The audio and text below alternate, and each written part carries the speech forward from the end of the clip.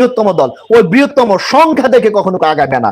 তোমরা সবসময় কোয়ালিটি দেখে আগাবে, সংখ্যা দেখে আগাবে না। তোমার নেতার কোয়ালিটি আছে কিনা সেটা দেখো। তোমার নেতার পিছে 2000 মানুষ চলে, এটা তোমার নেতা না। তোমার নেতার কোয়ালিটি কি সেটা বলো। তোমার নেতার কোয়ালিটি এটা না, তোমার নেতার পিছনে 2000 মানুষ, তোমাদের নেতাকে 2000 মানুষ ভয় পায়, তোমার নেতাকে 2000 মানুষ কথা শুনে তোমার নেতার, এটা তোমার নেতার কোয়ালিটি না। তোমার নেতার কতটুকু দেশপ্রেম আছে, তোমার নেতার কতটুকু দেশের প্রতি সিম্পেথি আছে, দেশের মানচিত্রের প্রতি আনুগত্যতা আছে, সেটা হলো তোমার নেতার বৈশিষ্ট্য। বাকি যেগুলো দেখছো এগুলো আই ওয়াশ, সংখ্যা দিয়ে কিচ্ছু হয় না। সংখ্যা শুধুমাত্র একটা সংখ্যা।